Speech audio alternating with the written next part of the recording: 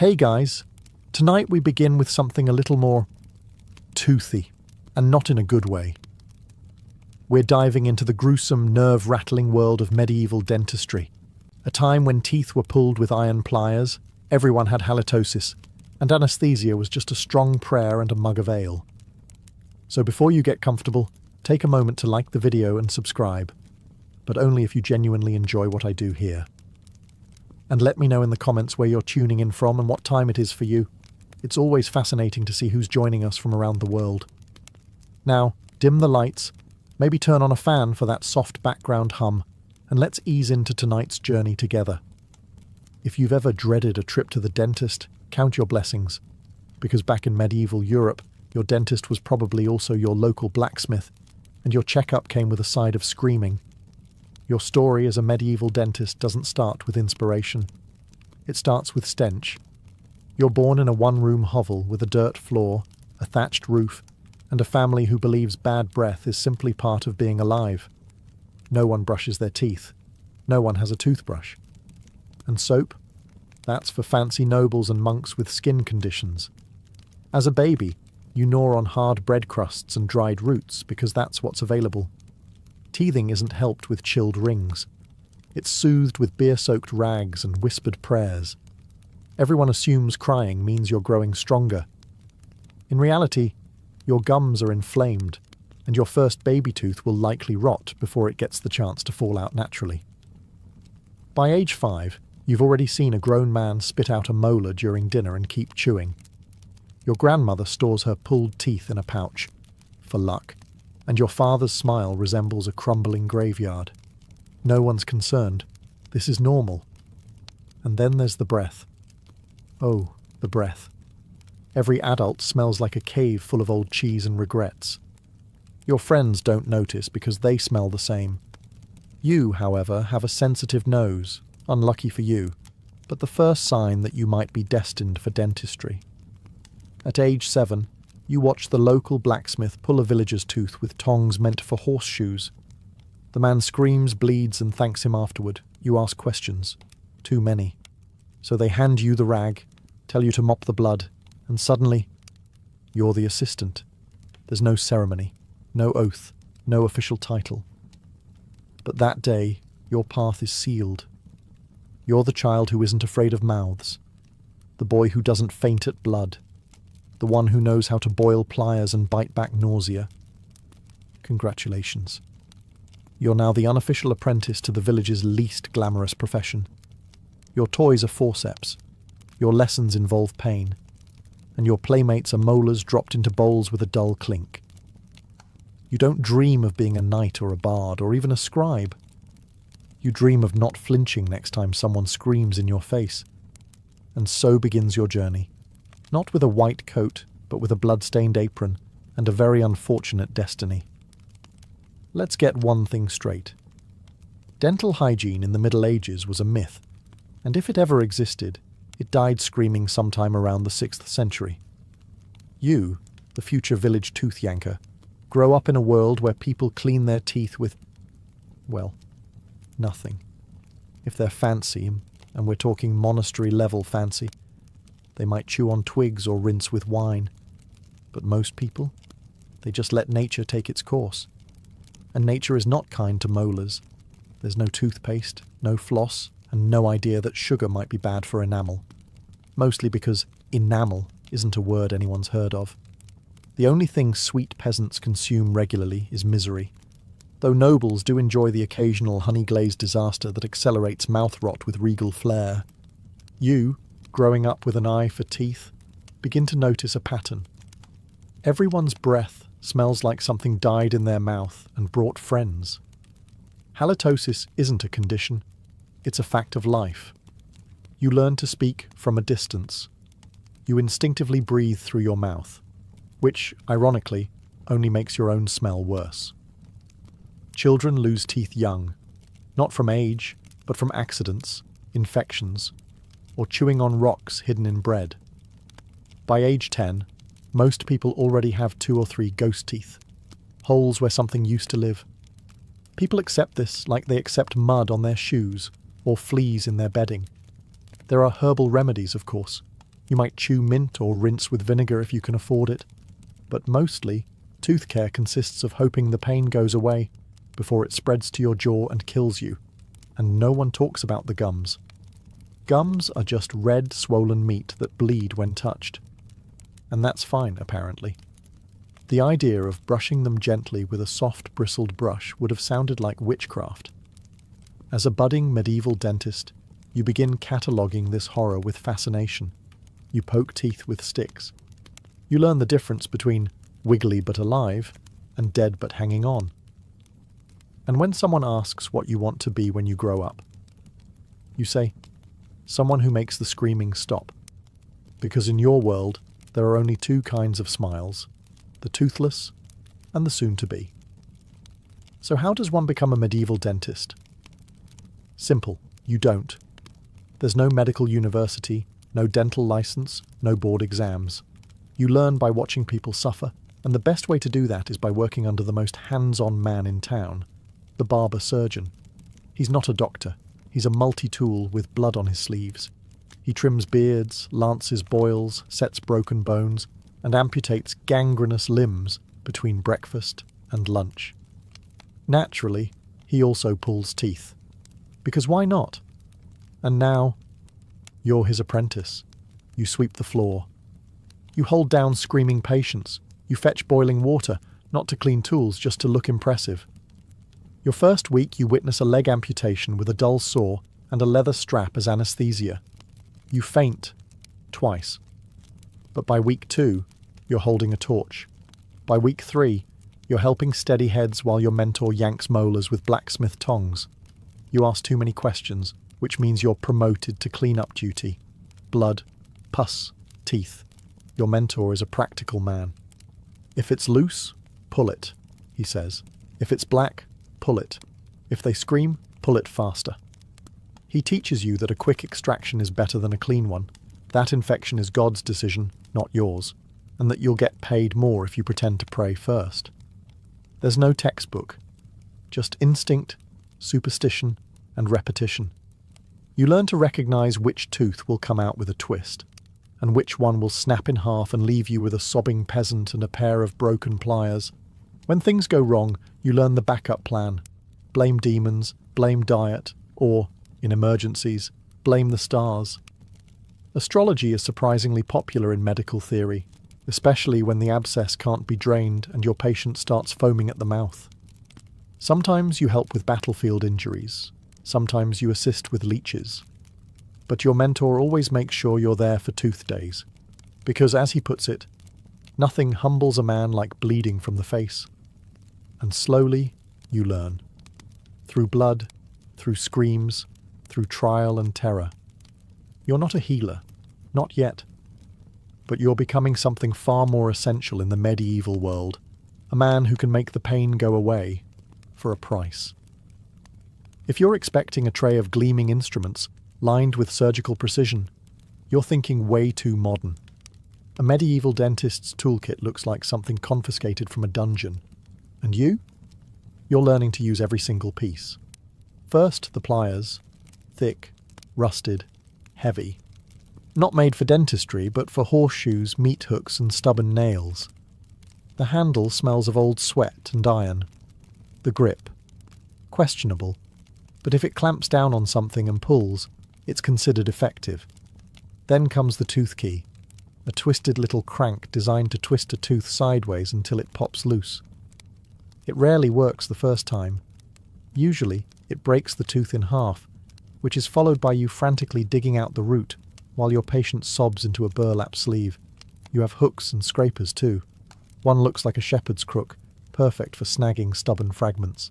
Another resembles a sharpened spoon, used to scoop out abscesses and pack them with mouldy bread or ashes. Sterile? Absolutely not. There's also the mallet. Yes, a mallet. For when the pliers fail and you need a bit of persuasion, you hold the tool against the tooth and give it a good tap. If your aim is true, the tooth pops. If not, well, the jaw might shift a little. The instruments aren't labelled. Some were once used for animal care. Others might have been fishing tools in a past life. You inherit most of them from the barber surgeon's late mentor. Tools he inherited from his mentor, and so on. One has a notch carved into the handle. It's either a maker's mark or someone's tally of fatalities. Cleaning is optional. Sometimes they're wiped with a cloth.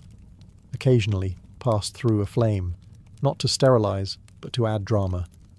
Bloodstains are considered seasoning. Your job is to keep the tools organized, cleanish, and ready at a moment's notice. When someone walks in clutching their jaw, the last thing they want is delay. They want you to pull something.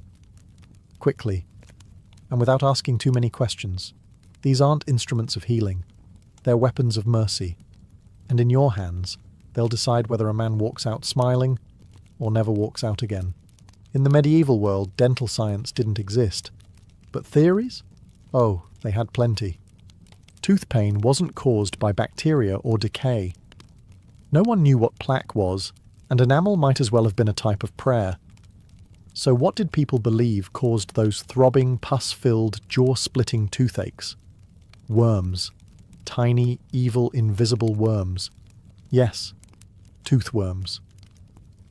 These mythical little beasts were said to burrow into your molars and chew away, day and night, like termites in a timber beam. If your tooth ached, it meant the worm was hungry. If it cracked in half, the worm had finished its meal. As a budding dentist, you're taught to look serious, while nodding wisely when someone asks, "Is it the worm again, master?" And you say yes, because it always is. Of course, there's also the religious angle. Some say tooth pain is punishment from God for lying, for vanity, or for eating too much honeyed bread. Your job? To remove the sinful tooth, as if you're exorcising a demon, with pliers. Patients often ask you to pray before an extraction. You oblige, mostly to calm them down, and maybe a little because you're afraid too. After all, you've seen infections travel to the neck and kill a man in days. Surely the gods are involved, right? But the most popular belief, and the one your mentor swears by, is that if you place a roasted onion next to the aching tooth, the worm will crawl out. Of course, all you ever see is steam and tears. No worms, but the patient believes it. Placebo magic and onion breath, a medieval double cure. You even learn a few worm-charming rituals. One involves whispering to the tooth, threatening the worm. Another includes heating a mixture of wax, herbs, and goat fat, then dripping it near the gums to smoke the worm out. Spoiler, it never works. Eventually, you come to accept the truth. Not about worms, but about belief. People want a reason for their pain, even if it's absurd. It's easier to picture a hungry worm than confront the reality of rot, disease, and death. And so, you carry on. Healer, priest, pest control. Just another day in the world of medieval mouth monsters. You've watched your mentor yank dozens of teeth from wailing villagers. You've held down the heads, passed the tools, and cleaned up the mess afterward. But nothing, absolutely nothing, prepares you for the first time you're handed the pliers. The patient is a middle-aged farmer named Edric. His tooth has been aching for a week. His wife says he hasn't slept, eaten, or prayed. Today he's desperate enough to let a teenager yank it out. You try not to tremble as your mentor steps back and nods. "Go on," he says, arms crossed, apron stained. "Time to earn your fingers." Edric sits on a stool, knuckles white, eyes wild. You mutter something that might be a prayer. He responds with something that might be his last words. You find the tooth, a molar, black and cracked, with swollen gums that look ready to explode. You position the forceps, hands slick with sweat. Edric tenses. "On 3, you whisper. 1. And on 2, you twist. This is what you were taught. Don't wait for 3. It's mercy. Sort of. The tooth doesn't move. Edric screams like he's being skinned alive because, well, he sort of is. You adjust your grip, push down harder. You hear a sickening crack, and for a moment you think you've done it, until half the tooth comes out, and the rest stays buried like a jagged little dagger. Your mentor sighs. Keep going. The next few minutes are a blur of blood, curses, twisting metal, and panic. You finally wrench out the last fragment, nearly falling backward with the force. Edric slumps forward, face pale, mouth flooding with red. You've done it. Your hands are shaking. Your apron looks like you've murdered a pig. And yet, Edric is alive. Sobbing, sure, but grateful in that dazed, pain-shocked way that only a medieval peasant can be. You clean the wound with wine, pack it with herbs, and wrap his head.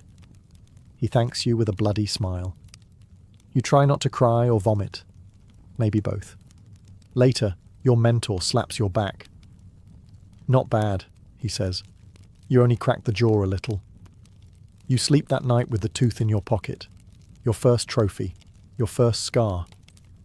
Once you've pulled a few teeth, you start to notice something that never goes away.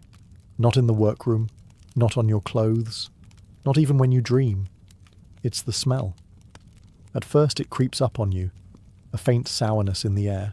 You assume it's the stew boiling next door, or maybe your mentor's feet. But then you realize it's coming from mouths. Rotting teeth have their own stench. A gag-inducing cocktail of pus, blood, fermented food, and the unmistakable tang of necrotic flesh. Every time a patient opens wide, it hits you like a wall. And it stays with you. It soaks into your apron, your hair, your fingernails. You start to notice other things too. The smell of fear. It's real, sharp and metallic, especially when your patient is sweating through their tunic, eyes darting, knuckles white on the arms of the chair. Fear makes people stink in a very particular way. It mixes with the tooth rot, the garlic breath, the damp wool, and the faint aroma of hopelessness. No candle or herb bundle can cut through it. You stop trying. You also start keeping track of how many people pass out before the pliers even touch their mouth. You learn to catch heads before they fall. You get good at predicting who will scream, who will faint, and who will try to run. You have a rope for that now. Standard practice. Sometimes, the rot is so advanced, the tooth crumbles under your tool like mouldy bread. What comes out isn't a tooth. It's a memory of one, blackened and soft, a fragment of a past meal and a future infection.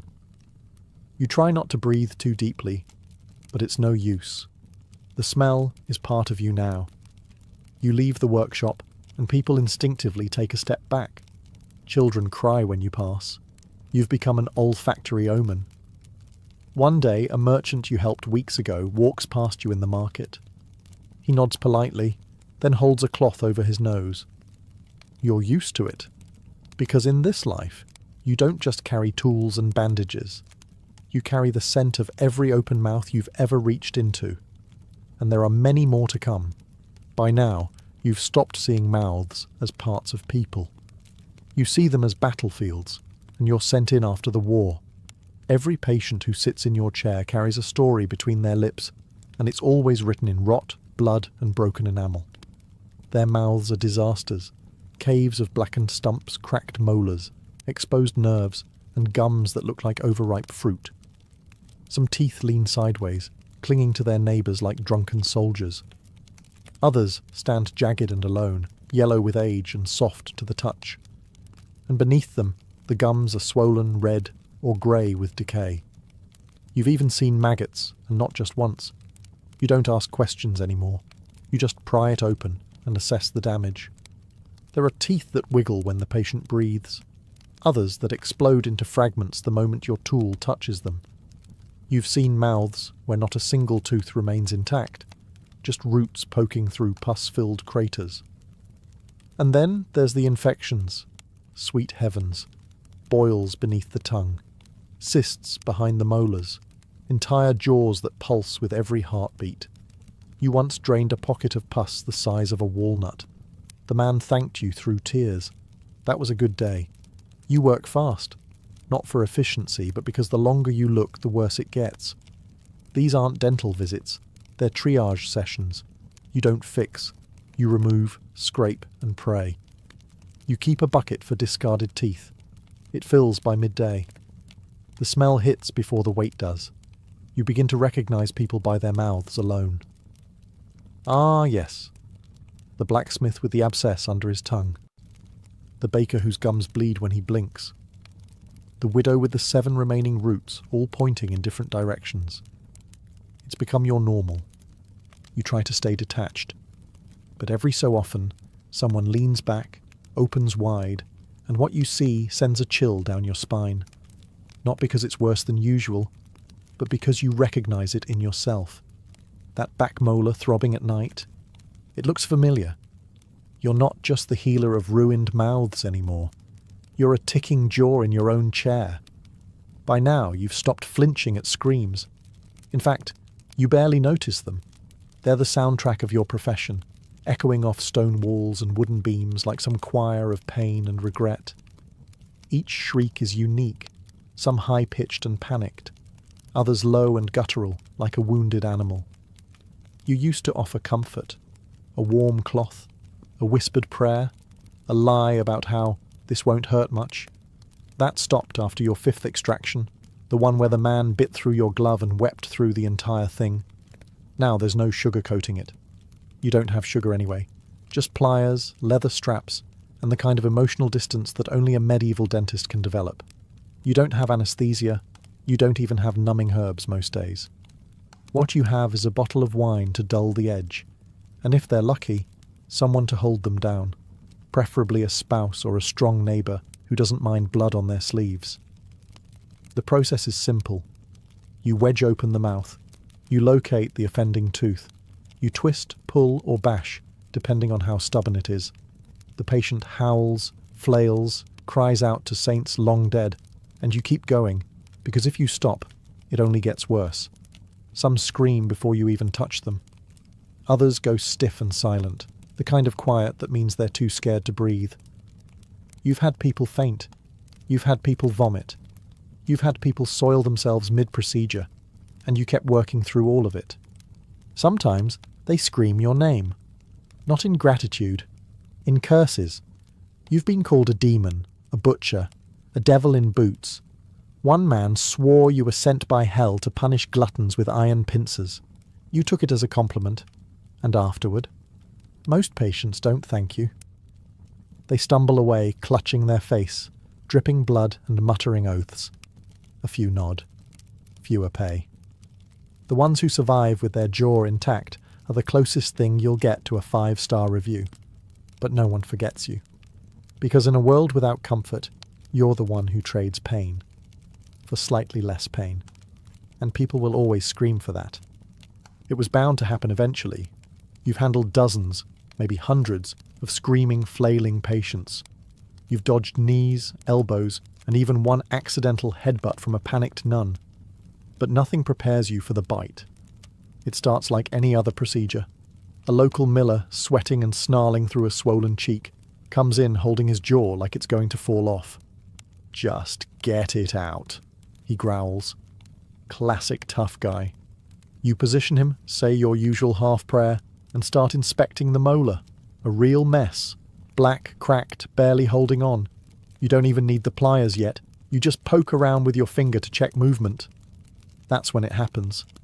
He clamps down, hard. Your finger is caught between 2 rotting teeth, and suddenly you understand what real pain feels like. You scream, he screams. Someone else in the waiting room screams out of sympathy. You try to pull away, but it's too late. His jaw locks with desperation. He's not attacking you. He's panicking. But your skin doesn't care about intentions.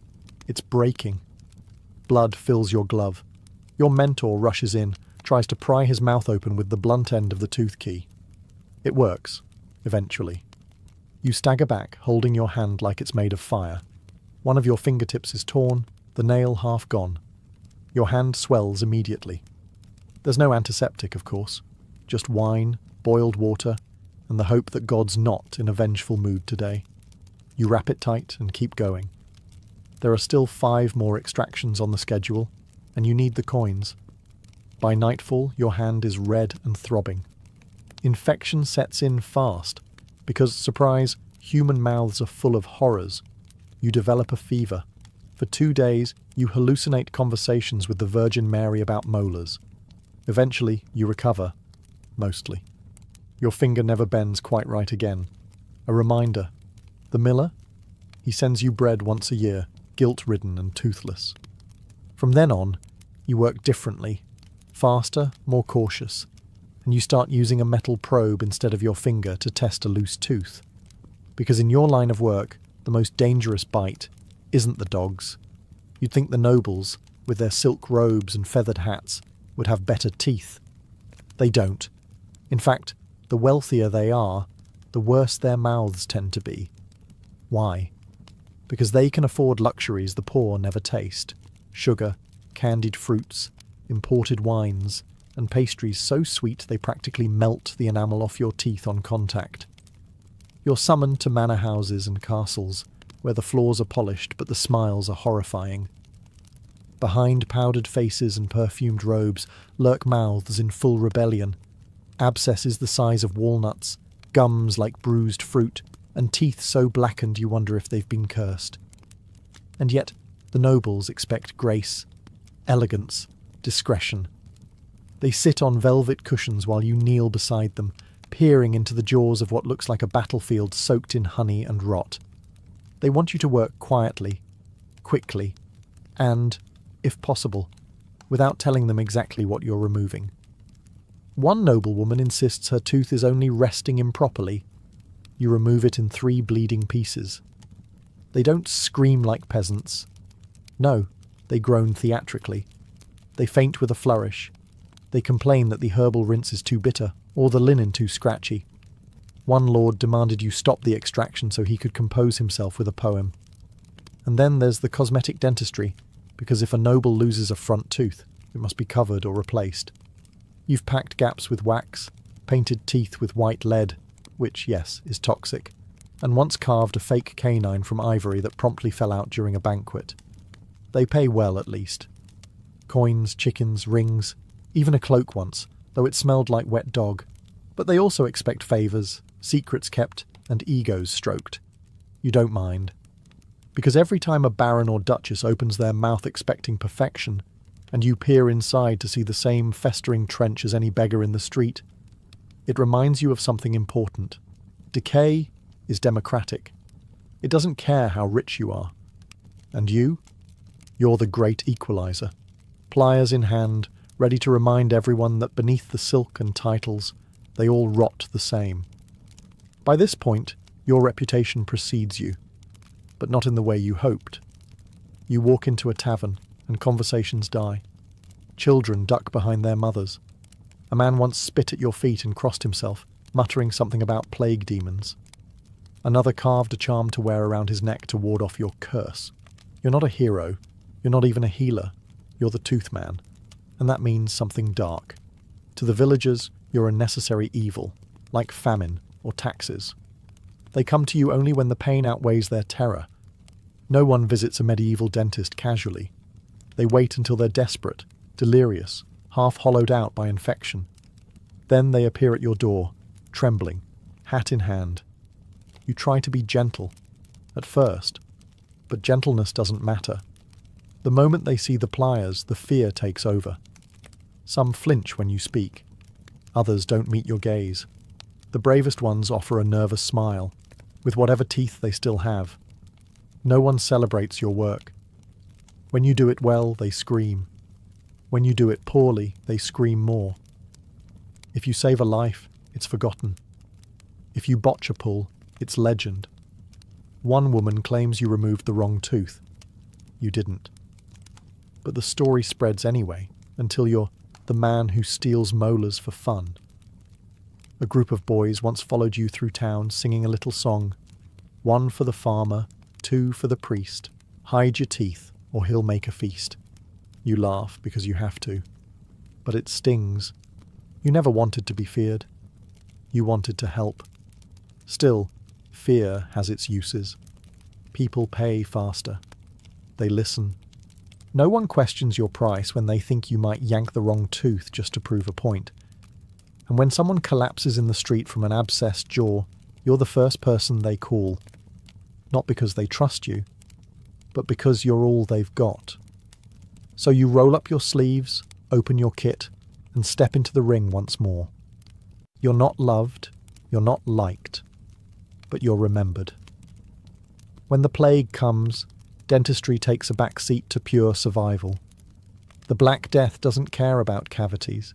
It floods the streets with fevered bodies and leaves you wondering whether that abscessed jaw is just an abscess, or the beginning of the end. Still, people come to you. They always do. Not because you're a miracle worker, but because you've handled pus before. You've seen swelling, drained rot, and packed wounds with herbs. You've watched people scream themselves hoarse from jaw infections. So what's one more plague boil between friends? Your work shifts from extractions to emergency lancing. Swollen necks, black gums, lymph nodes the size of chicken eggs. You heat your blade, grip the skin, and slice. Pus bursts like a blistered fruit. You don't gag anymore. You haven't in years. Sometimes they live, sometimes they don't. You start keeping track in chalk marks on your door, not out of vanity, but to keep your mind from unravelling. Payment is odd now. No one has coins, so they pay in bread, dried meat, or promises they won't live long enough to fulfil. A dying merchant gives you a ring. A widow gives you her late husband's boots. You sell what you can, bury what you must. The smells worsen. Your workshop becomes a hybrid clinic and crypt. You stack firewood for warmth, but it doesn't help. The chill is deeper now. In the bones. In the silence that comes when 3 patients in a row never sit up again. Still, you're busy. The plague is bad for the body, but good for business. And people whisper about you. The one who drained the poison from my neighbour's neck. The one who pulled 3 infected teeth, and the man survived. The one who might know something the priests don't. You don't correct them. Because in a time when everyone is dying, being slightly less deadly makes you powerful. So you keep cutting, draining, packing wounds with mould and prayer. You don't sleep much. You don't speak unless needed. But you're alive and working. In the age of plague, you're no longer just the man with pliers. You're the one they call when it's almost too late. It begins with a dull ache, nothing serious. A throb in your back molar after a long day, easily ignored. But you know better. You've seen this story 100 times in 100 mouths. It always starts as nothing. Then it becomes everything. At first, you pretend it's fatigue. You gargle wine. You chew on cloves. You rub your jaw when no one's looking. But inside you know the rot has come for you. You try to work through it. After all, there are mouths worse than yours. Peasants with no teeth at all. Nobles whose breath wilts flowers. You've survived the screams of others. Surely you can survive your own. But the pain grows. It crawls up your jaw, into your ear, behind your eye. You stop eating. You stop speaking. You start dreaming about the tooth, the same one, over and over, falling out, growing worms, whispering to you in Latin. You consider asking your apprentice for help, but he's too green. He hesitates. He still wipes his tools on his sleeve. So one night, in the dim light of your own workshop, you do what you've done for years. You pull your own tooth. You wedge a wooden block between your molars, steady your hands, and reach in with the pliers. You've done this hundreds of times. You know exactly how to grip, twist, and remove. But you've never done it to yourself. The pain is indescribable, not because it's worse, but because it's yours. You groan, half in rage, half in agony. You sweat through your tunic. You taste blood, then more blood, and then finally, relief. Sort of. You drop the tooth into your tin bowl. It rattles next to the others. For a moment, you stare at it. It's just another ruined thing in a room full of them. You clean the wound. You don't pack it, not out of oversight but pride. You'll heal, or you won't. It's always been that way. The pain lessens, but something lingers, because for the first time you understand what every scream really meant. And now you carry it not just in your hands, but in your empty jaw. There's no grand ending for a medieval dentist, no cathedral burial, no gilded plaque, no choir singing praises of molars yanked and abscesses drained. Just an old man in a blood-stained apron, stooped over his bench, tools worn down to crooked metal nubs. Your hands ache now. Your knees grind like worn teeth. Your vision blurs in the evenings, and your ears ring with echoes of 1,000 past screams. The patients still come, but you move slower. You speak less. You grip the pliers with fingers that no longer close without pain. One day, you reach for bread and feel it. A crack. A soft crumble in your mouth. Another tooth gone. Your own. Again. You don't bother saving it. You've lost count. You no longer eat apples. You drink your meals now. Chew only when necessary. Your tongue searches the gaps in your mouth like a soldier walking a ruined battlefield. There are fewer survivors each year. You wonder sometimes if the villagers will remember you when you're gone. The man who wore death on his breath and mercy in his hands. The one who pulled more teeth than most people had in their heads. But truthfully, they won't build you a tomb. You're not a priest. You're not a knight. You're just the man who helped them scream a little less. Your grave will be shallow. Your name scratched onto a wooden plank. Maybe, maybe not. But the work you did, it lives on. In every mouth that still chews without agony.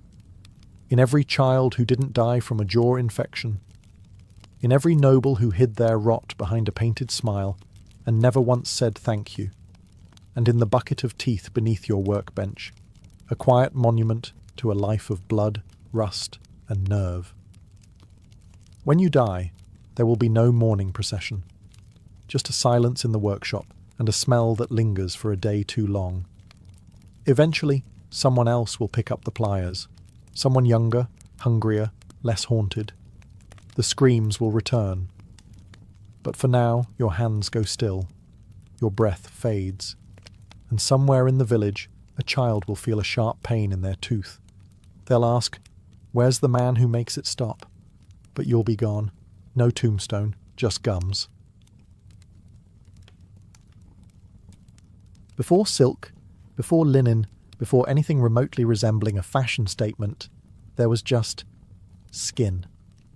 Human skin, exposed to sun, wind, cold, insects, and every other force nature could throw at us. In the earliest chapters of human history, clothing wasn't about style. It was about survival.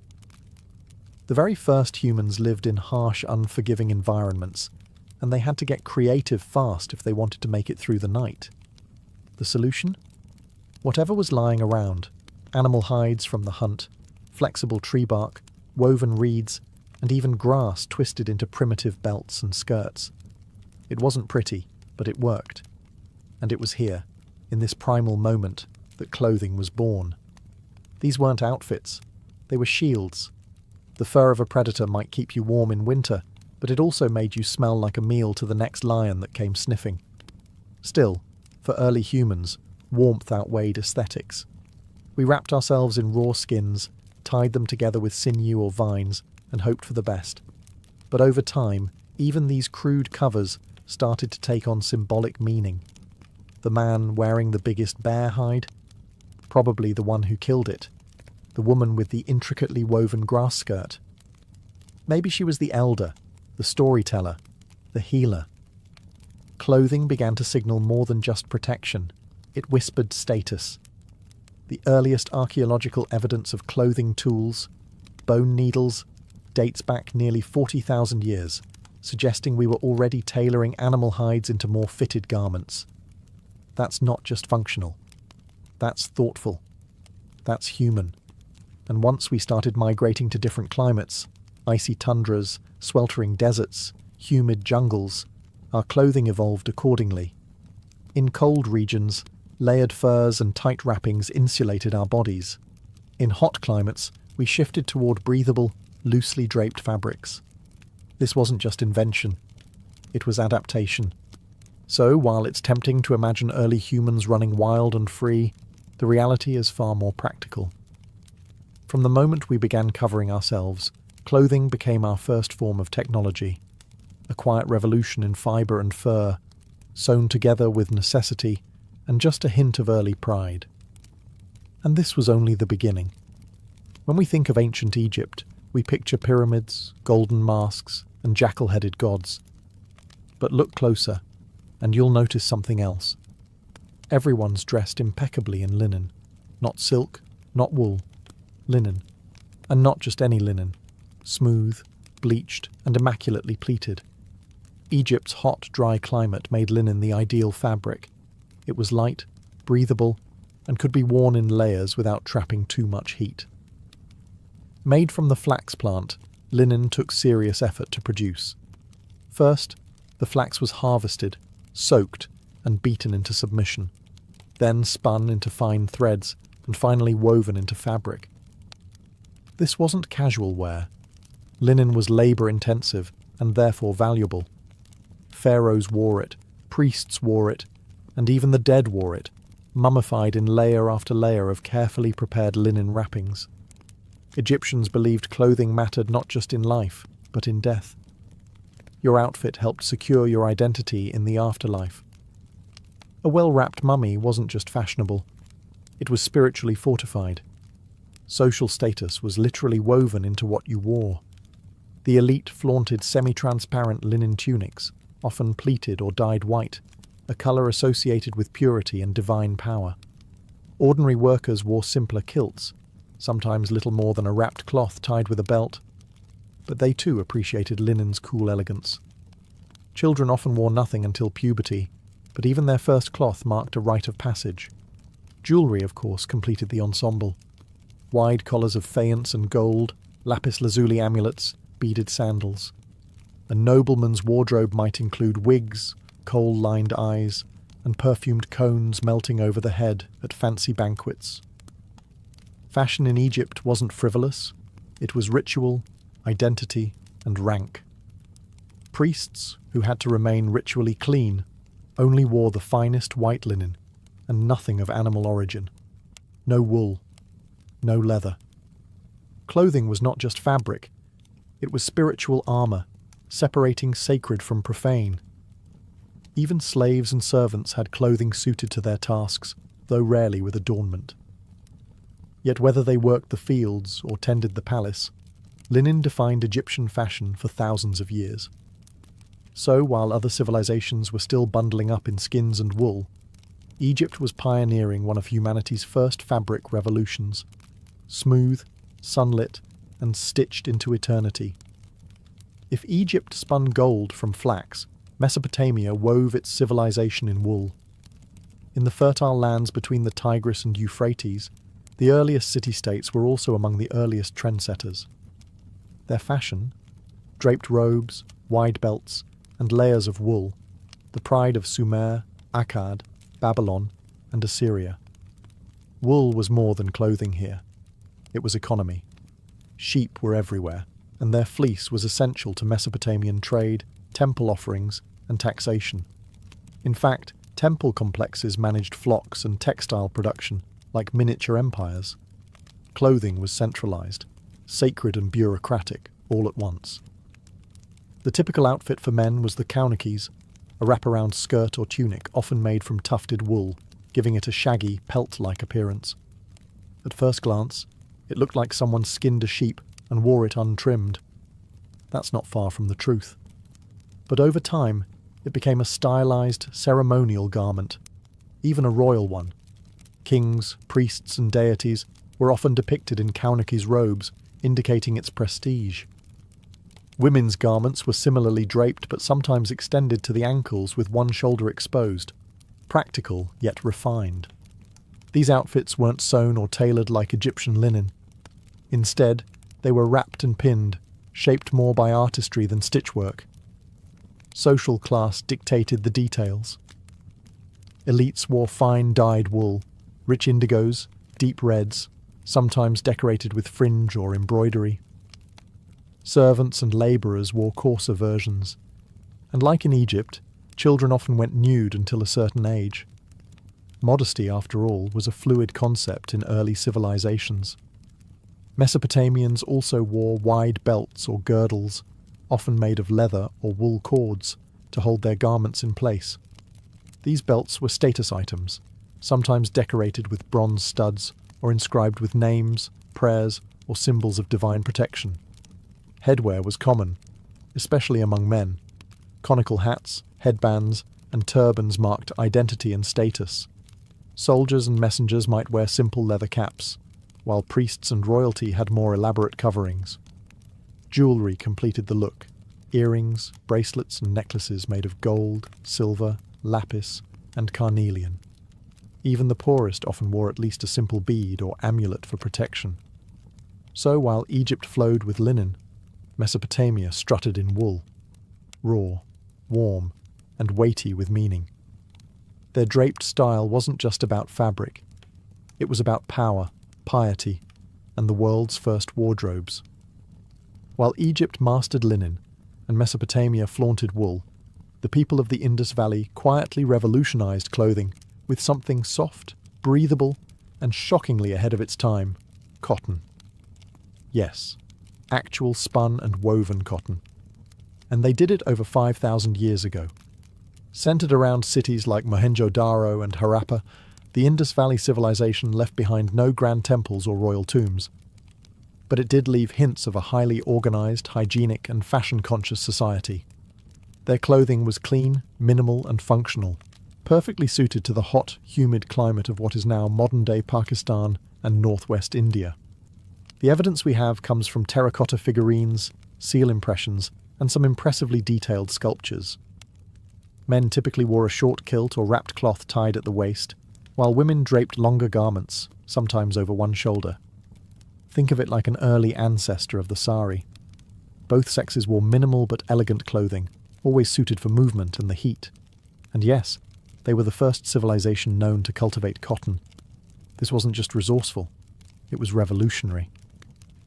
Cotton's breathability and softness made it ideal for daily life, especially in contrast to the heavier animal-based fibers of other regions.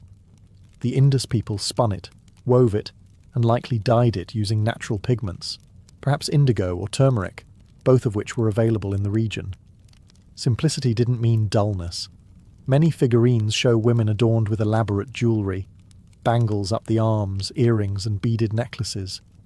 Hair was often styled or braided, and decorative combs and cosmetic containers have been found in excavations, hinting at daily grooming rituals. There's even a famous bronze sculpture known as the Dancing Girl, dating back to around 2500 BCE. She wears nothing but a handful of bangles, yet her pose, confidence, and adornment say everything about the cultural comfort with both grace and minimalism. What's striking is how little waste and excess seem to have defined Indus fashion.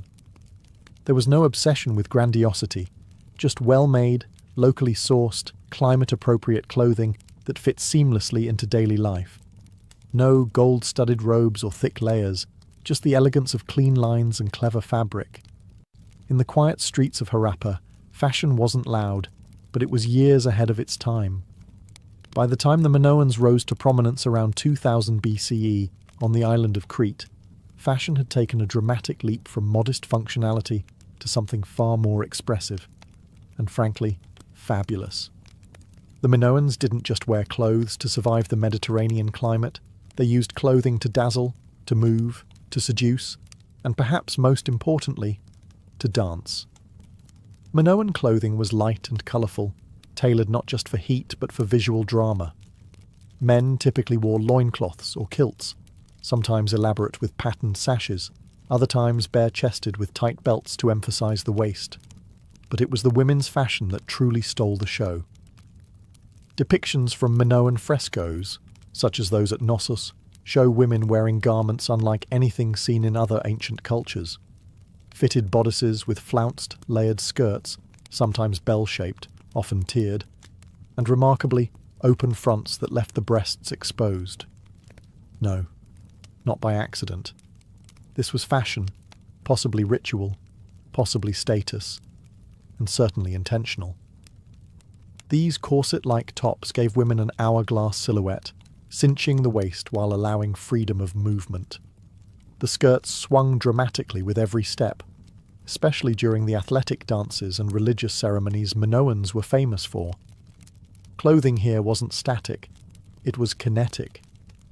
Every layer, fold, and colour played with motion. The fabrics were likely linen or wool, dyed in bright blues, reds, yellows, and purples using plant-based pigments. Decorative borders, embroidery, and perhaps even imported threads added visual interest. Minoan tailors clearly understood flair.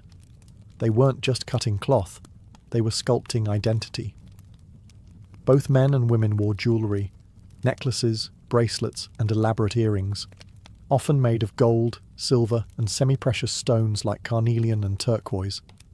Hair was long and styled, sometimes curled or braided, with elaborate headdresses or hats for ceremonial occasions. Even children were dressed with care, indicating that clothing played a role not just in function, but in the performance of status, age, and role in society. And given the prominence of women in Minoan art, their elaborate clothing may have symbolized more than beauty. It may have conveyed authority. The Minoans brought fashion off the loom and onto the stage, making every hem a piece of theatre and every outfit a living sculpture in motion. In ancient China, clothing was never just fabric. It was philosophy, hierarchy, and an instrument of imperial control. And at the heart of it all, silk. Glorious, shimmering silk, so prized that people once believed it was spun from the gods.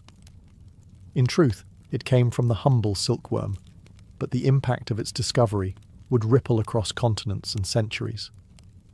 The origins of silk date back to the Neolithic period, with the earliest confirmed evidence from around 2700 BCE.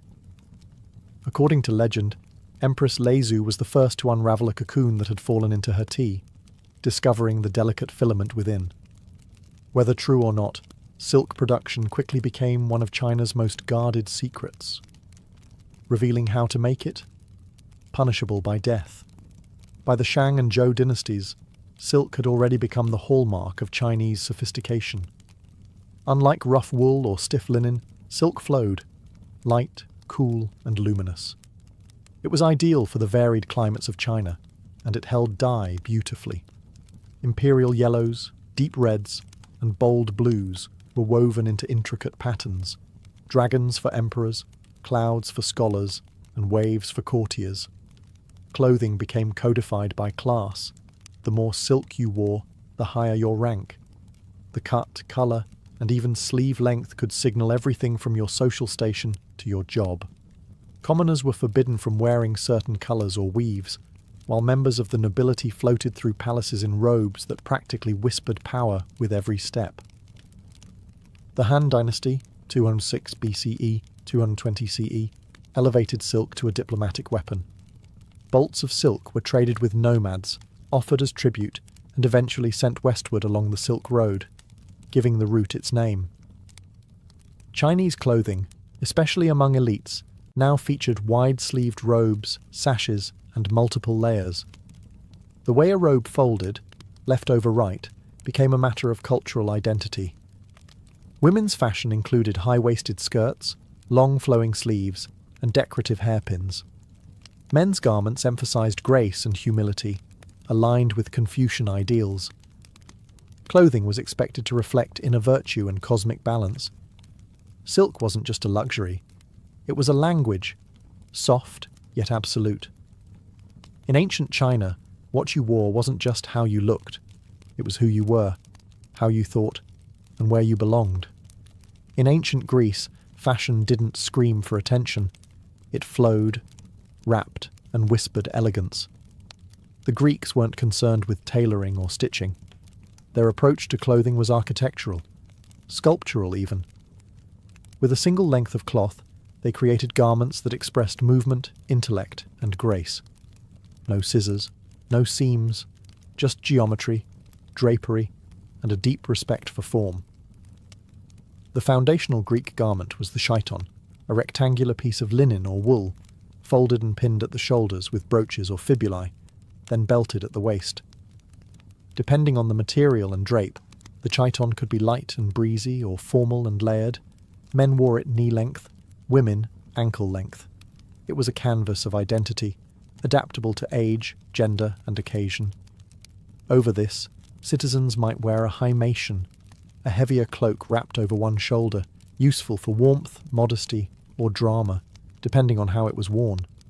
Think of it as a wearable toga, a symbol of dignity and contemplation, often associated with philosophers, statesmen, and elders.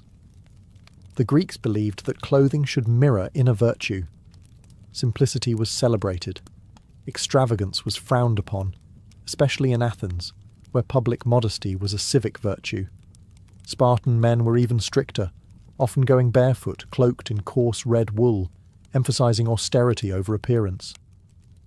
But don't let the simplicity fool you. Greek garments could be stunning. Wealthier citizens wore dyed and embroidered chitons in saffron, indigo, or crimson, adorned with meander patterns and mythological motifs.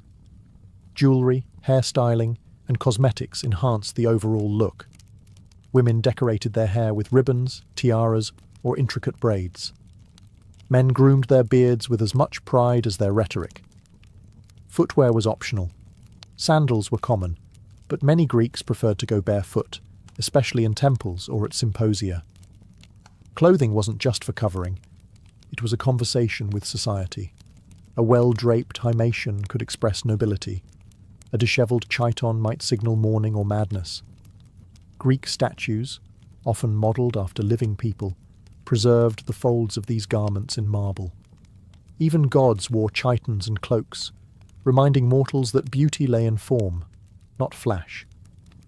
In the end, Greek fashion wasn't about what you wore, but how you wore it, with thought, with poise, and above all, with philosophy woven into every fold. If the Greeks draped their identity in flowing elegance, the Romans tailored theirs into order. Roman clothing wasn't just about comfort or beauty. It was law, rank, and Romanitas stitched together. What you wore in Rome told the world exactly who you were, how much power you had, and even where you could sit in the Senate. The most iconic Roman garment was the toga, a massive semicircular woolen cloth up to 20 feet long, wrapped meticulously around the body. It was bulky, impractical, and required practice to wear properly. But that was the point. Only male Roman citizens could wear the toga. It was a symbol of Roman citizenship, and by extension, Roman superiority. Togas came in different styles and colours depending on your status. The toga virilis was plain white, worn by adult male citizens. The toga praetexta, with a purple border, was for magistrates and certain priests. And the toga picta, dyed entirely purple with gold embroidery, was reserved for emperors and triumphant generals. Purple dye, derived from the murex sea snail, was so expensive it was essentially worth its weight in gold. But most Romans didn't wear togas every day. The tunic, a simple belted garment made of wool or linen, was the daily go-to. Short for men, long for women. Slaves and labourers wore basic, unadorned tunics, while senators had theirs marked with broad purple stripes, latus clavus. Even the width of a stripe could separate a senator from a knight. Women wore stolas, long sleeveless dresses often layered over a tunic, tied at the shoulders and belted at the waist. Married women covered their heads with a palla, a rectangular shawl that added modesty and mobility. For upper-class women, appearance was power. Fabrics grew more colourful, jewellery more elaborate, and hairstyles more towering with each passing dynasty. Romans also loved footwear. Sandals, boots, and indoor slippers reflected one's place in society. A soldier's caligae was not the same as a senator's red shoes. Even the enslaved had designated attire, usually a rough tunic, but they could be dressed well if their master wanted to show off. In Rome, nothing was accidental. Even your clothing was a proclamation of citizenship, class, gender, morality, and ambition, all wrapped into wool, fastened with a brooch, and displayed to the world like a walking scroll of status. As the Roman Empire crumbled and its togas unravelled, a new wave of fashion emerged from the so-called barbarians, a term the Romans used for anyone beyond their borders. But these outsiders, Goths, Franks, Celts, Saxons and Vandals, weren't uncivilized brutes in rags. Their clothing was not only practical, but in many ways a preview of the medieval wardrobe to come. The northern European climate was harsh, far too cold and muddy for open tunics and flowing togas. So, barbarian fashion favoured warmth, movement, and utility. Wool was the dominant material, thick and insulating. Cloaks, trousers, long-sleeved tunics, and fur-lined boots were standard, tailored for riding horses, trekking through forests, and waging war. One of the greatest innovations they brought to the fashion world? Pants. That's right. The trousers we now consider everyday essentials were a foreign concept to the toga-wrapped Romans. Initially viewed with disdain, pants became indispensable as Roman soldiers adopted them while fighting in colder regions. Eventually, they spread into common use throughout Europe. Men wore bracca, a form of early trousers, with a tunic and often a belt or leather harness across the chest. Women wore layered wool dresses with long sleeves, often cinched at the waist, and draped cloaks fastened with ornate brooches or pins. Colourful dyes were popular, reds, blues and greens derived from plants and minerals, and patterns like checks or stripes began to appear, foreshadowing Celtic tartans. Clothing also communicated allegiance and tribe. Brooches, belt buckles, and fibulae were not just functional. They bore symbols of lineage, mythology, or rank. The Celts, for example, created intricate metalwork that blended art with attire. Hair and grooming varied, long hair and beards for warriors, braided styles for women, and even facial tattoos in some Celtic tribes. Jewellery made of bronze, amber and glass was common, worn by both genders. By the time the Western Roman Empire fell, the so-called barbarian dress had laid the foundation for medieval European clothing, layered, woolen, and built for real life. Less about ceremony, more about survival, but still rich with meaning, beauty, and cultural pride. And so, from the linen kilts of pharaohs to the woolen cloaks of kings-to-be, ancient clothing stitched together far more than bodies. It wove together entire civilizations. Queen Tati was born into a world on fire, not with flames, but with ambition, betrayal, and the slow grind of empires locking horns over the fragile spine of the Levant. The Amurru kingdom, her homeland, was not a mighty empire like Egypt or the Hittites. It was small, fragmented, and perpetually caught in the middle of bigger powers that viewed it less as a sovereign nation and more as a useful buffer zone. Situated in what is now western Syria and northern Lebanon, Amurru was a land of hills, trade routes, and competing loyalties. By the time Tati was born, likely in the 14th century BCE, the kingdom was already a diplomatic hot potato, tossed between Egyptian pharaohs, Mitanni warlords, and the ever-expanding Hittite kings. It was not an easy place to rule, but it was a vital one. Tati's early life would have been shaped by court intrigue, foreign emissaries, and the constant anxiety of invasion or rebellion. Whether she was born into the royal house or married into it, she would have been trained in the arts of diplomacy, survival, and ceremonial leadership from a young age. In Amurru, a queen wasn't just ornamental.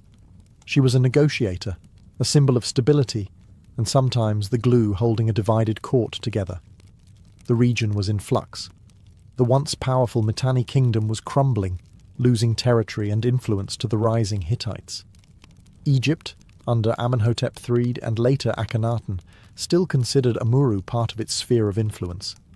Meanwhile, local rulers constantly weighed their options. Should they swear loyalty to Egypt, gamble with the Hittites, or try to play both sides? Tati came of age in this storm. As a woman in a male-dominated political landscape, her rise to visible power is remarkable in itself. The fact that she was mentioned in Hittite diplomatic records, official correspondence between kings, suggests not just status, but authority. She wasn't a background figure. She was at the table. Though the historical record is sparse, her name alone reveals something crucial. In a time when most women were erased from stone and clay, Queen Tati made herself known.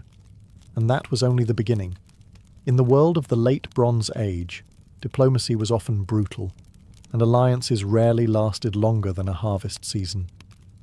Yet Queen Tati appears in the historical record not as a footnote, but as a named political actor, something almost unheard of for a woman in this era. She is referenced in Hittite diplomatic archives, specifically in the correspondence surrounding the fate of Amuru. That she is mentioned at all tells us volumes. The context of her appearance in these records is significant. Around the time Tati rose to power, Amuru's ruling elite had to decide: stay loyal to the faltering Egyptian grip or align with the rising Hittite empire. This was no small choice. Egypt had long claimed Amuru as a vassal territory. The Hittites, however, were expanding aggressively and beginning to peel off Egypt's northern allies one by one. It's within this dangerous political game that Tati's name emerges. The Hittites were negotiating terms with the leadership of Amuru, and Tati was involved. Some interpretations of the Hittite texts suggest that she may have acted as a regent or co-ruler, perhaps during a time of succession crisis, or possibly even as the widow of a former king. In any case, her role wasn't ceremonial. She had enough clout that the most powerful empire in the Near East at the time, the Hittites, had to acknowledge her. Tati's political weight also points to something more profound: the flexible and pragmatic nature of power in Amuru.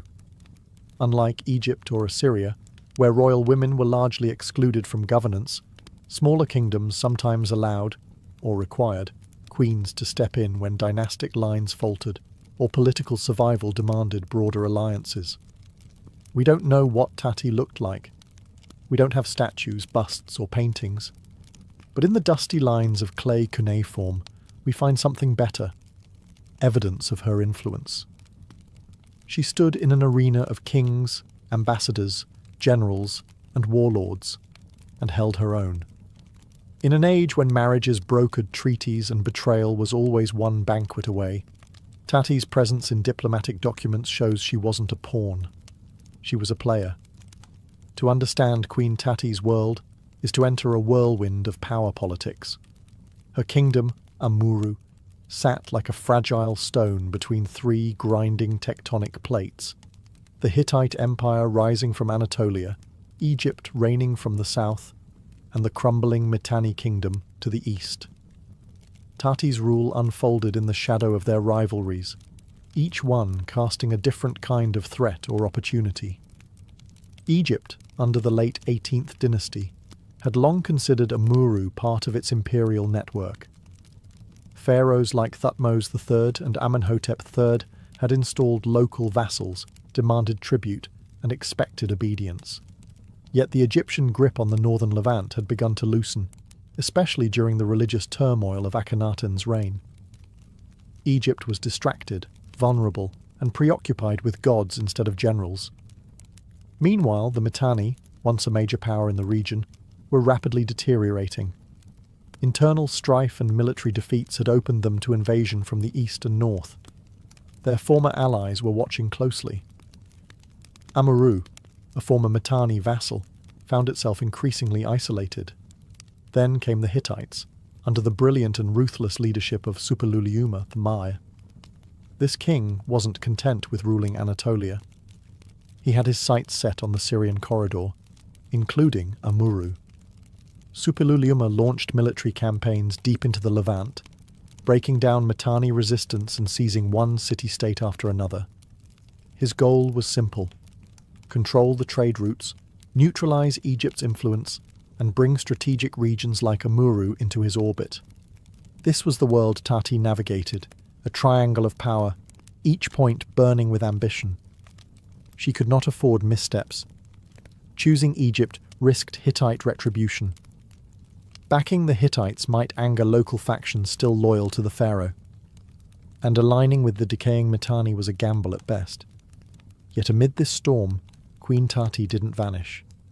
She remained politically visible, mentioned in Hittite negotiations, likely weighing loyalties with every caravan that passed through her kingdom's passes. She wasn't just surviving, she was maneuvering.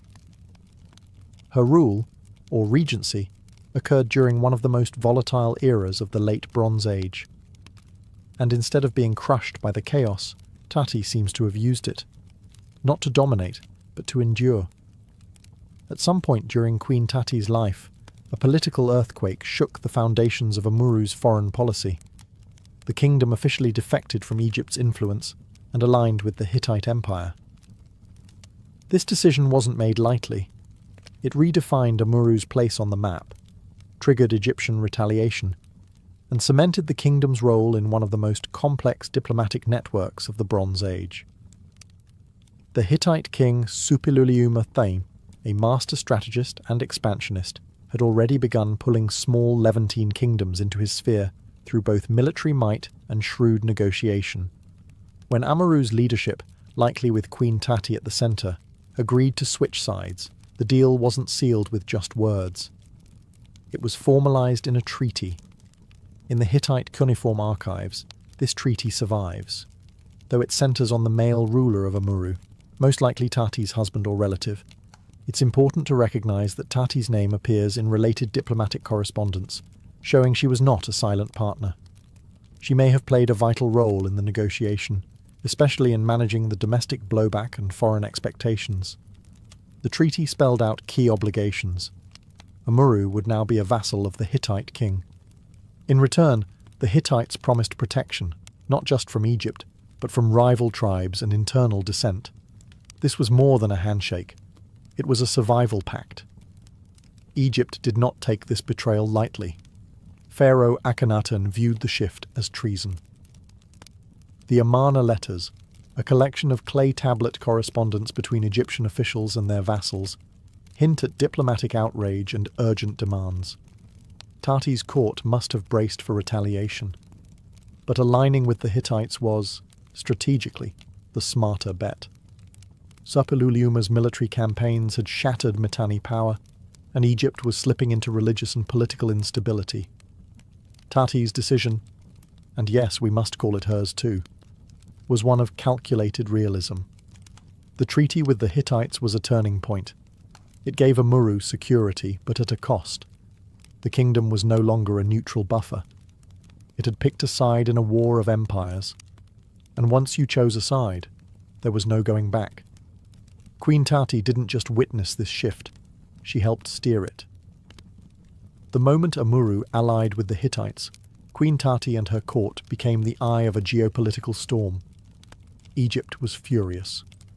Once considered a loyal vassal state, Amuru had now, in Egyptian eyes, committed outright betrayal. And betrayal in the Bronze Age didn't just provoke letters, it provoked retaliation. The Amarna letters, the cache of diplomatic correspondence between Egyptian pharaohs and their vassals, reflect this tension. Egypt accused Amuru's leadership of treachery, questioned their honour, and demanded obedience. While Tati's name isn't front and centre in these texts, the fact that she appears in Hittite records during the same period suggests she was deeply involved in the storm behind the scenes.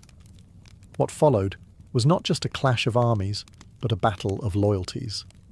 Egypt began pressing neighbouring rulers to isolate Amuru. Border skirmishes likely increased. Tati would have been faced with managing not just external threats, but internal dissent.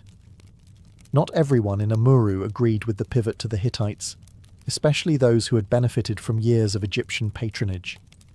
Merchants, military leaders, and even members of the royal household may have questioned the wisdom of this alliance. Tati had to tread carefully. Her position was likely strengthened by her proximity to the throne, possibly as Queen Mother, Regent, or senior consort. Her experience and diplomatic skill would have been critical in holding the kingdom together. She wasn't just navigating battlefield strategy, she was managing the emotional landscape of betrayal, the breakdown of generations-old alliances, and the psychological toll of war. But betrayal can also be a path to reinvention. By siding with the Hittites, Amuru gained a new identity, not as a minor client of Egypt, but as a key Hittite ally in the Levant. This repositioning came with economic benefits too. Trade routes shifted, Hittite merchants and envoys arrived. Roads were secured under new terms. For Queen Tati, the aftermath of betrayal was survival under pressure. Her legacy, preserved only in fragments, is one of tightrope diplomacy. She didn't have the luxury of certainty. Every decision could spark invasion or civil unrest. Yet, amid the chaos, she endured. And in the Bronze Age, enduring was often the greatest form of victory.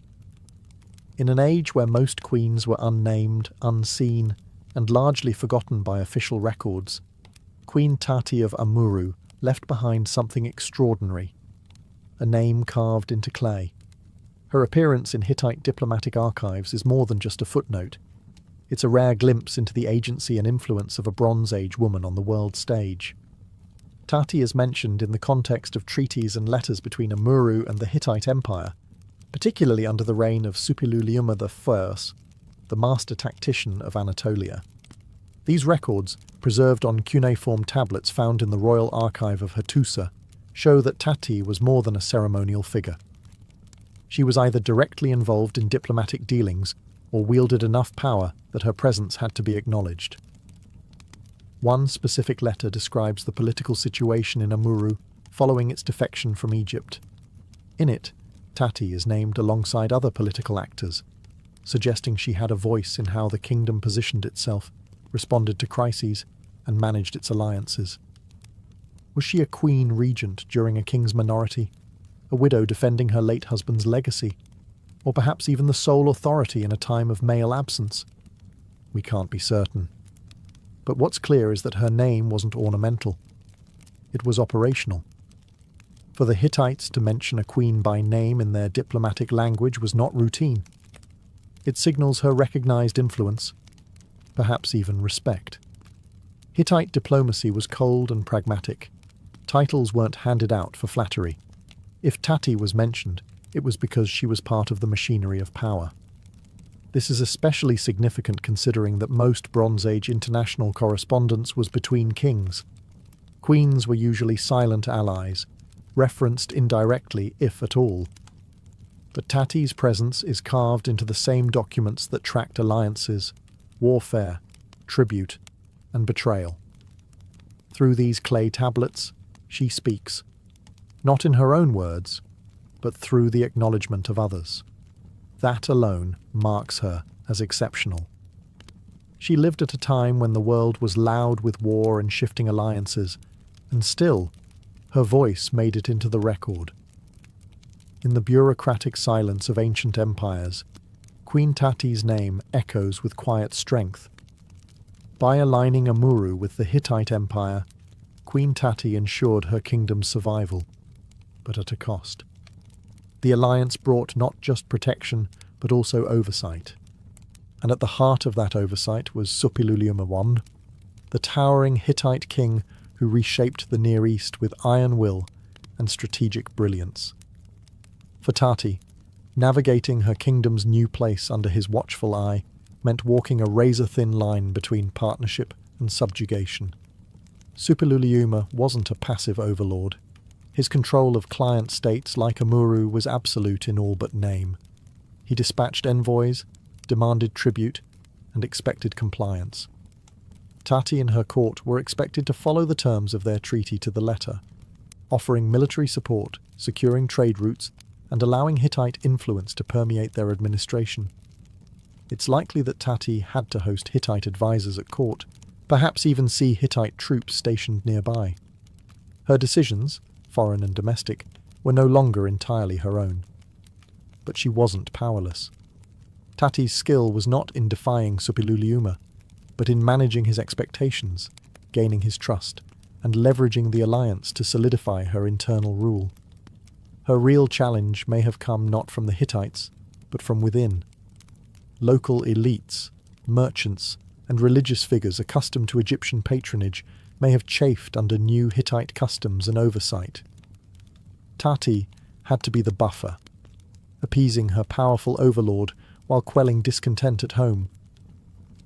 That required diplomacy of the highest order, not to mention a keen understanding of personalities, politics, and shifting loyalties. And still, the Hittite king trusted her court enough to enforce loyalty. That speaks volumes. In an era where failed vassals were swiftly replaced or destroyed, Tati's Amurru remained intact. Her leadership was steady. Her presence in the diplomatic record continued. This wasn't the freedom of a sovereign queen.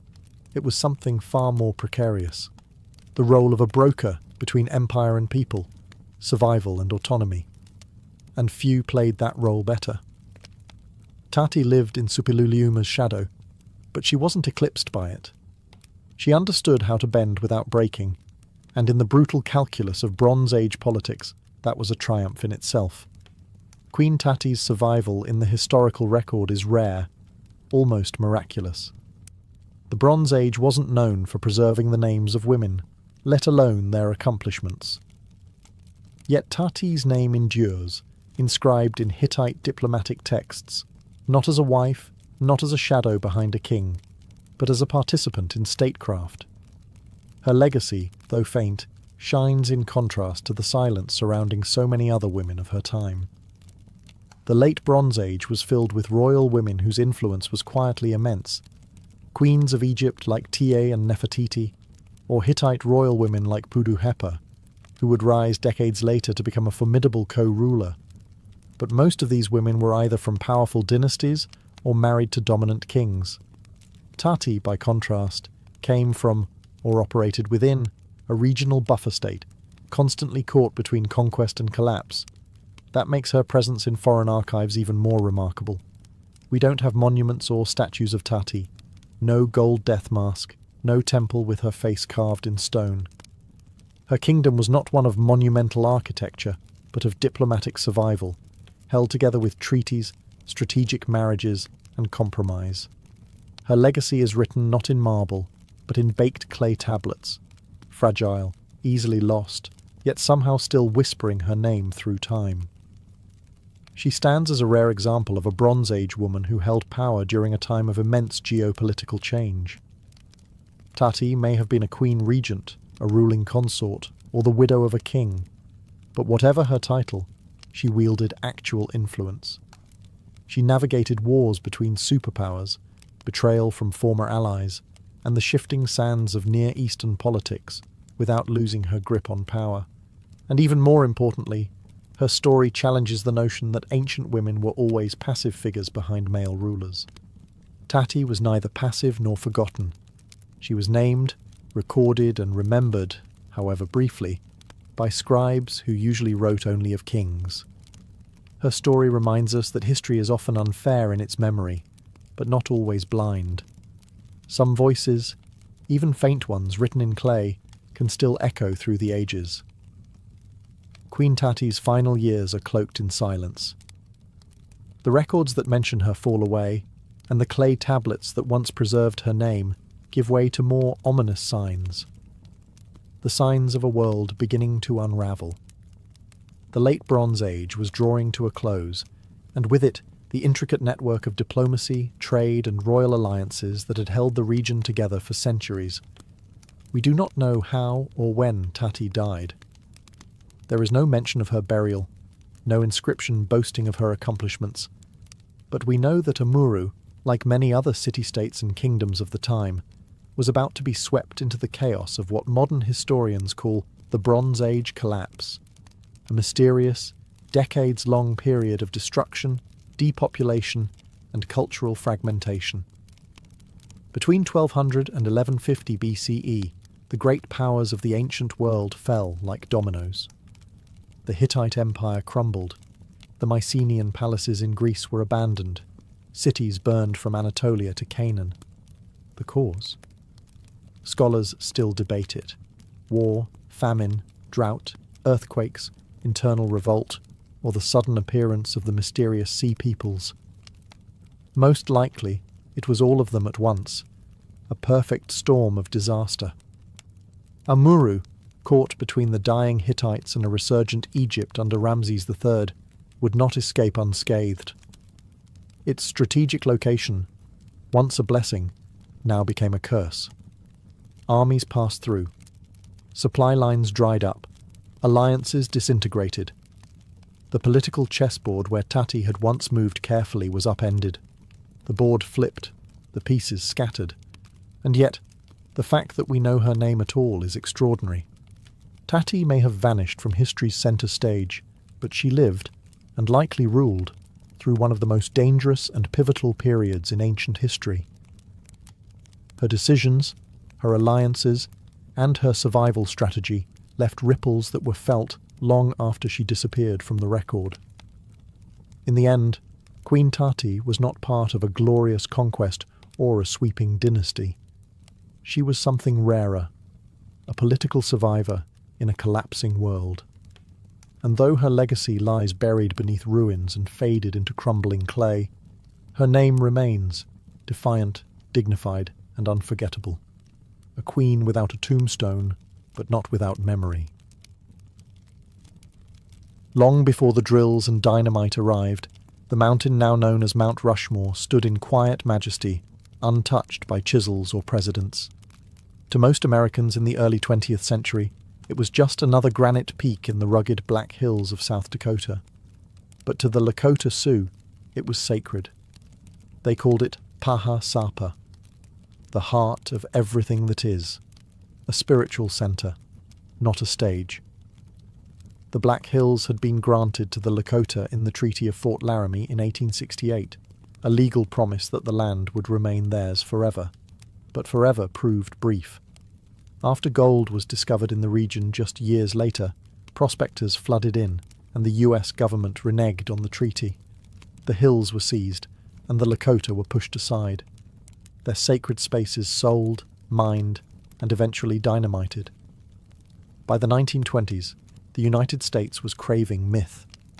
The trauma of World War I had passed, but a new kind of identity crisis had emerged, one defined by modernity, rapid industrial change, and the search for a unifying national story. Against that backdrop, a South Dakota historian named Doane Robinson came up with a bold idea: carve giant figures of American heroes into a mountainside to attract tourism and celebrate the country's greatness. Robinson originally envisioned Western figures, Lewis and Clark, Red Cloud, Buffalo Bill.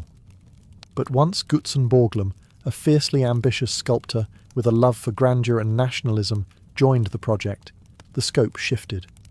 Borglum proposed something far more dramatic: the faces of 4 US presidents, carved at monumental scale into the granite cliffs. The mountain chosen for the project was not selected by accident. It offered solid granite, high visibility, and favourable sun exposure. But it also stood on land taken from indigenous people, a fact ignored or dismissed by the project's boosters. At the time, the mountain didn't even carry its now famous name in Lakota tradition. Mount Rushmore was a colonial label, coined after a visiting New York lawyer in 1885.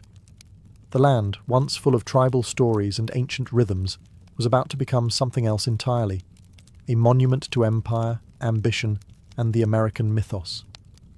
The face of the mountain was blank, but not empty. The man who would give Mount Rushmore its colossal faces was no ordinary artist. Gutzon Borglum was as much a showman as a sculptor, a man obsessed with legacy, nationalism, and monumentality. When he arrived in South Dakota in the mid-1920s, he wasn't looking to carve a mountain, he was looking to carve his name into history.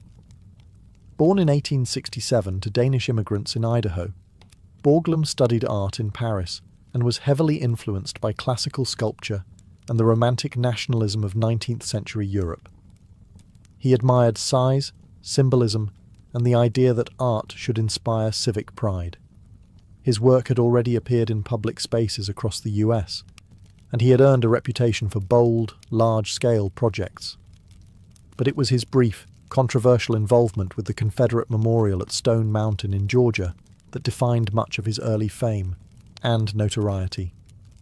That project fell apart amid funding issues and creative disagreements. Borglum left the South in a storm of accusations and broken contracts, but he took with him something valuable: experience with granite, explosives, and the sheer mechanics of mountain carving.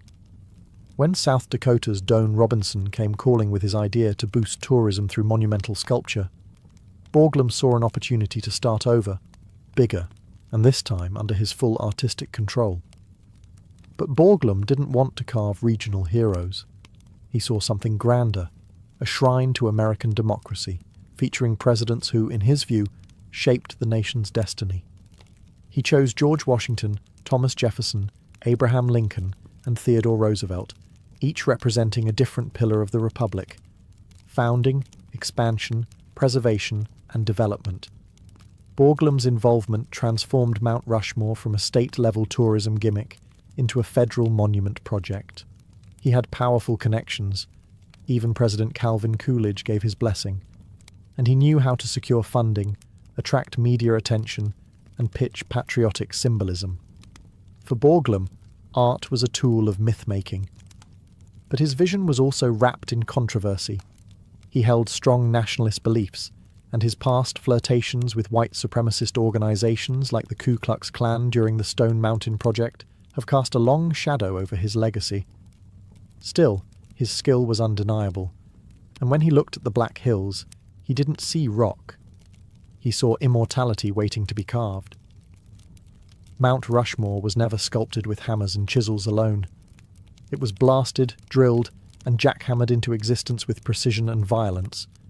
A controlled chaos orchestrated by Gutzon Borglum and a crew of over 400 men. From 1927 to 1941, the mountain rang daily with explosions as granite gave way to vision. Work began with George Washington's face, chosen both for symbolism and practical reasons. Washington's likeness, at over 60 feet tall, would become the template for the rest. But carving a mountain isn't like shaping marble. Granite is hard, unforgiving, and prone to fractures. To make it work, Borglum and his team relied on an unusual blend of artistry and engineering. The process began with dynamite. Blasting crews used carefully calculated charges to remove massive amounts of rock, shaving away the mountain's bulk in layers. After the blasts, drillers and point men would climb scaffolding hundreds of feet above the ground to refine the shapes with jackhammers and hand tools. Men dangled from ropes, carving eyebrows and noses from sheer cliffs. It was skilled labour, dangerous and often deafening, but also oddly intimate. Each face took years to complete, and mistakes could not be undone. Despite the scale, the tools were shockingly ordinary. Workers used basic equipment, powered by compressors and ingenuity. Safety was a concern, but remarkably, no one was killed during the 14 years of construction. A fact Borglum proudly touted. Many of the workers were miners, stonecutters, or unemployed labourers from the Great Depression. For them, it was a job, a paycheck, and a piece of history. Progress was slow, and funding was inconsistent. The Great Depression hit just as the project got underway, leading to delays and the constant need for federal support. Borglum, ever the political operator, secured New Deal funding and used patriotic rhetoric to keep momentum alive. As each president's face emerged, first Washington, then Jefferson, Lincoln, and finally Roosevelt, the mountain transformed into a national myth. It wasn't just about likeness, it was about idealism. These were not men, they were symbols, carved from the same rock as the country's founding myths. But behind every blast and chisel stroke was a contradiction, a monument to freedom, carved into stolen land by men working through economic despair. To millions of visitors, Mount Rushmore is a patriotic symbol, a shrine to democracy carved in stone. But to the Lakota Sioux, it is a wound. The monument was carved into the Black Hills, or Pahasapa, a place held sacred by the Lakota long before the first dynamite charge ever echoed through the cliffs. For them, this wasn't just granite. It was holy. The 1868 Treaty of Fort Laramie had guaranteed the Black Hills to the Lakota people in perpetuity. But when gold was discovered in the region just a few years later, the US government tore up that agreement. Soldiers came, settlers followed. The land was seized, and with it, the heart of Lakota cultural and spiritual life. By the time Gutzon Borglum arrived with blueprints and scaffolding, the Lakota had already lost more than territory. They had lost trust in every treaty ever signed. And then, as if to twist the knife, the faces of 4 American presidents were chosen to be carved into the hills, including George Washington and Thomas Jefferson, 2 men associated with indigenous displacement and the expansion of settler colonialism. From the Lakota perspective, Mount Rushmore isn't a tribute, it's a desecration. It represents broken promises, land theft, and the ongoing erasure of native sovereignty. and it stands in contrast to the nearby peak of Thunderhead Mountain, where another colossal carving, the Crazy Horse Memorial, was later commissioned by Lakota leaders as a counter-monument, still unfinished but growing year by year. The Lakota weren't consulted when Mount Rushmore was proposed. Their protests were ignored. Their cultural claims to the land were overridden by federal courts and public opinion. Even today, they continue to assert their rights through activism, legal challenges, and symbolic acts, like the 1980 Supreme Court ruling in United States v. Sioux Nation, which acknowledged that the Black Hills were taken illegally. The Lakota were awarded compensation, but they've refused the money. They want the land back. So, while Mount Rushmore may seem silent and immovable, it is layered with unresolved conflict. It is not just a monument, it is a mirror. And depending on where you stand, what you see reflected can look like pride or pain. The face of George Washington was the first to emerge from the granite, a 60-foot portrait of the man often called the father of the nation. Gutzon Borglum chose Washington to symbolize the birth of the United States, its revolution, its ideals, and its earliest identity as a new republic. But as the granite was blasted away, the face that appeared was more than a likeness. It was mythology-made stone. Washington's carving began in 1930 and set the tone for the rest of the monument. His face required years of work, from explosives to fine chiseling, and was unveiled in stages. Borglum insisted that the facial expression project calm authority, a vision of timeless leadership. The symmetry had to be flawless. The nose alone was over 20 feet long. Next came Thomas Jefferson, originally intended to be carved to Washington's right. But the granite proved too unstable, and the partially carved face had to be blasted away. Jefferson was relocated to Washington's left, and construction restarted from scratch. It was a setback that cost time, money, and morale. But eventually, Jefferson's visage appeared, staring with distant determination over the Black Hills. Jefferson was chosen to represent the expansion of the United States, particularly through the Louisiana Purchase. But his inclusion carries weight beyond politics. Jefferson was a complex figure, a writer of liberty, yet an owner of slaves, a visionary Democrat, yet a man who viewed indigenous lands as territory to be absorbed by the growing American state. Carving these two founders into Lakota sacred land was not just symbolic, it was inflammatory. Washington had overseen military campaigns against native tribes. Jefferson had authored policies that encouraged westward settlement, laying the groundwork for decades of displacement. Yet to many Americans, these men stood for reason, freedom, and the Enlightenment values that shaped the Republic. Borglum saw in them a pantheon of American gods. He wanted their faces to outlast centuries, to gaze upon the nation's future with ageless authority. And with Washington and Jefferson complete, Mount Rushmore had begun to take its shape, a sculpture not only of four men, but of the story America tells about itself. Whether you see founders or conquerors depends on which side of history you're standing. With Washington and Jefferson complete, Mount Rushmore was already becoming a national icon. But Gutzon Borglum wasn't finished. To complete his vision of America's evolution, he turned next to Abraham Lincoln and Theodore Roosevelt, two presidents chosen not for their proximity to the founding, but for how they steered the country through crisis and transformation. Abraham Lincoln, the third face carved, was Borglum's personal favourite. He admired Lincoln as a unifier, the man who preserved the Union during the Civil War and ended the institution of slavery. To Borglum, Lincoln symbolized the preservation of the nation. His face, sombre and sunken-eyed, presented the weight of leadership during the country's darkest hour.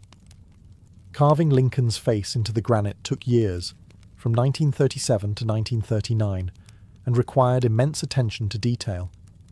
His deeply set eyes, high cheekbones, and signature beard were etched slowly, often by hand with pneumatic hammers. Then came Theodore Roosevelt, a more unconventional choice at the time. Borglum selected him to represent the development of modern America, its industrial might, economic ambition, and growing global presence. Roosevelt had been a personal friend of Borglum's. and his progressive reforms, trust-busting campaigns, and environmental conservation efforts made him, in Borglum's eyes, the ideal figure of dynamic leadership. Roosevelt's face, carved snugly between Lincoln and Jefferson, was a technical challenge due to its recessed position and thick-rimmed spectacles, a detail carefully shaped into the stone using metal rods to suggest the lenses. His inclusion was controversial. Critics argued that Roosevelt hadn't yet earned a place alongside the other giants of American history, but Borglum insisted and prevailed. Together, Lincoln and Roosevelt completed the four-part narrative: birth, expansion, preservation, development. It was a chronological march through American ambition, as seen through the eyes of its most powerful leaders. But each of these men, particularly Lincoln and Roosevelt, had complicated legacies involving indigenous policy, imperialism, and internal strife. Still, their faces, now larger than life, were intended to be permanent. They were carved to endure thousands of years. And as their stone expressions took shape, Mount Rushmore stopped being just a work of art. It became a symbol, not of who these men were, but of what the country wanted them to be. Building Mount Rushmore wasn't just an artistic feat, it was a political hustle. From its inception, the project was entangled in the currents of American nationalism, economic desperation, and bureaucratic red tape. Carving four colossal faces into a mountain required more than vision. It required money, a lot of it, and Gutzon Borglum was relentless in chasing every dollar. When work began in 1927, the economy was still booming. But just 2 years later, the Great Depression hit, and funding dried up across the country. Infrastructure projects collapsed, banks failed, and bread lines formed. Yet Mount Rushmore kept going. Why? Because Borglum understood the power of spectacle and the politics of pride. He pitched the monument as more than a tribute to presidents.